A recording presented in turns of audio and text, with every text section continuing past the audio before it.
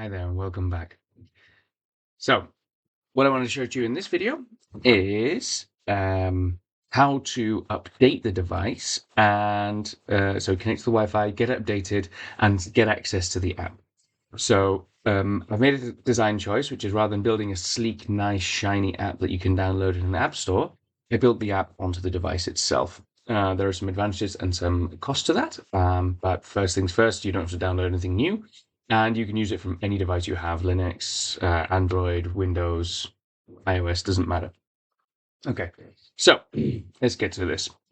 So very straightforward. The first thing we want to do is activate the Wi-Fi mode. So for all of the devices that can do that, so I'm just going to switch off the blinking. For all the devices that can do that, which is all of the ones you have, I think, it's 1, 2, 3, 4, 5. So 5 clicks will activate the Wi-Fi. Now, what that will mean it will do is it will try to connect to a Wi-Fi that it has saved. If you've never done this before, or if there's been some major update, then it won't find a Wi-Fi, right? So what it will then do is it will create a Wi-Fi. And so what that looks like is then you go, if you go looking to connect to a Wi-Fi on your mobile device or on your laptop or whatever internet device you have, you search for Wi-Fis and there will be a Wi-Fi called SerenSpecs. You can connect to that. The password is starstar, all small letters, one word, SDAR, SDAR. Side note, the reason for that is Seren in Welsh, which is my mother tongue, means star, and it's one of the reasons for this that they are the serenity spectacles, like they bring you into a state of serenity, but also like I associated this psychedelic experience very much like lots and lots of stars flowing around, so I thought it was a fun play on words. So star is the password. So you log onto there. Then what you want to do is go to a browser on your device and go to the IP address 192.168.4.1. Okay. And that will go to the server that has been made by this. I will have some simplified ways of doing this in the future, but that's what we have for now. Once you get on there, there should be a screen, just a basic screen where you enter your Wi-Fi credentials. Very straightforward. Enter your Wi-Fi credentials, press save. The device will reset, so it will save it to the drive, reset itself, and then boot back up. Once it's booted back up, you can press the button. Now, this time you want to press it 6 times. So 5 times is to activate the Wi-Fi, and 6 times is to update. And what it does when it updates is it will connect to the Wi-Fi, it will search the internet to go to my online server, and it will download the latest version and install it on the device. Okay. Now, for nearly all of you at this current stage, sometimes those updates can be a pretty significant jump from the previous one. So we do have some potential for this not going smoothly. So please reach out if you have any issues and I can help you fix it. So what we do then is 1, 2, 3, 4, 5, 6. And then bam, it will first go blue, like the deep blue, which means it's connected to the internet. And then it will go a light blue, or more like cyan type blue, which means that it's connected and it's updating. If it doesn't update, it will flash red, or if it can't connect to the server or there's some issue, it will flash red, and then nothing will happen. But if it goes into this this light blue color now, so it goes from a deep blue to connect to the Wi-Fi, and a light blue color to show that it's updating, then it means it's updating. This will take 20 seconds, 30 seconds or so, and then it will turn purple to say update successful, and then it will restart the device. Yeah, and it will restart the device with a new program.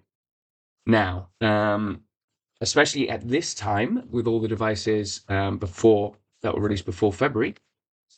Now what's happened is there's been a pretty major overhaul of the whole system, which means that it will have deleted your Wi-Fi credentials. So what you need to do now is the same process again. So you switch it on and you go 1, 2, 3, 4, 5. And then it will do this deep blue, this dark blue, to try and connect to the Wi-Fi. It won't find it, so you have to then go back to the access point that it's made, which is the SerenSpecs Wi-Fi. So you go find your Wi-Fi on your device, SerenSpecs, and then *** with the same password as before.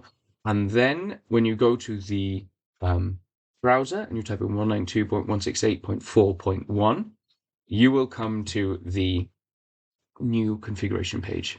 Now, this is already the app.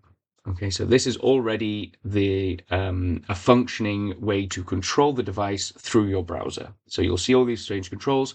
I'll go to that in a second.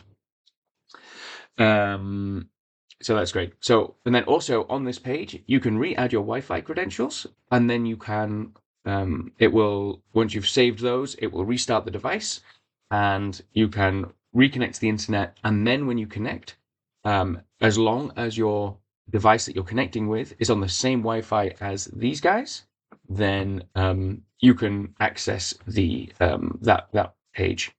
Now, there is one slight difference, which is when you do it, when you're connected on the same Wi-Fi, then the IP address, what you type up in your address bar, is SerenSpecs.local, and that will then connect to this. So this is the easiest way to ensure that when you're at home, which is, I think, 95% of the use cases, that you can just simply, when you switch it on and you connect to the Wi-Fi, then you can save this SerenSpecs.local as a little app on your device or on your computer as a bookmark, and then bam, you can just connect to it straight away. And then it's all pretty straightforward. Good. So a couple of technical points when it comes to the connecting to the Wi-Fi and the continuous connections to the Wi-Fi is the speed of your Wi-Fi router and the way that the router is set up can affect how you connect. Now, just to briefly go through it, there are basically two common speeds of Wi-Fi signal: the 5 gigahertz and the 2.4 gigahertz. 2.4 gigahertz is the older generation, 5 gigahertz the newer generation, much faster, better. It's just basically superior to most intents and purposes. Now, these guys only work on the 2.4 gigahertz, which means that a vast majority of the time, 80 to 90% of Wi-Fis, when you set them up, it will set up the same Wi-Fi on both those channels, both the 2.4 gigahertz and the 5 gigahertz. Some people, for some reason, like to name them differently, and then if you name them differently, then you're going to have some issues, because this can only connect to the 2.4 gigahertz. So if you want to be able to connect seamlessly with your whole Wi-Fi setup, then you need to connect with your device onto that Wi-Fi network. A couple of options around this is one, you just connect your device, you switch your device from your normal faster network to this 2.4 gigahertz, and then it will just work like that. Alternatively, there's a handful of use cases and reasons for having these two split, which if you know why that's the case, then you can technically understand how to get around this. But if you don't know why they are split, talk to the person who's managing it. If there's no real good reason, they don't need to be. You can just go onto the Wi-Fi, you log onto the Wi-Fi router, and you can change those so that they have the same name, so they actually get bundled into the same Wi-Fi, and then the Wi-Fi just handles who has what signal and connects everything together. So that's how most routers are set up. That works for the vast majority of cases. It's only if you technically require a split Wi-Fi that you would do it, and if you know how to do that, then you know why, and you also know how to fix this problem. Okay. Good. One other technical thing I've noticed, I've not tested this with iPhone, so I'm not sure, but with Android, because this is not does not generate internet, when I connect to the access point, when this creates its own Wi-Fi, the SerenSpecs Wi-Fi, and I connect to it, I have to click a button on the Android, a little pop-up appears, not very cleanly, not very easily, but a pop-up appears, that says, "Are you sure you want to connect to this network because there's no internet?" And then you have to click yes, otherwise it won't work. It won't connect to the thing. And I have to do this every time. So this is a bit.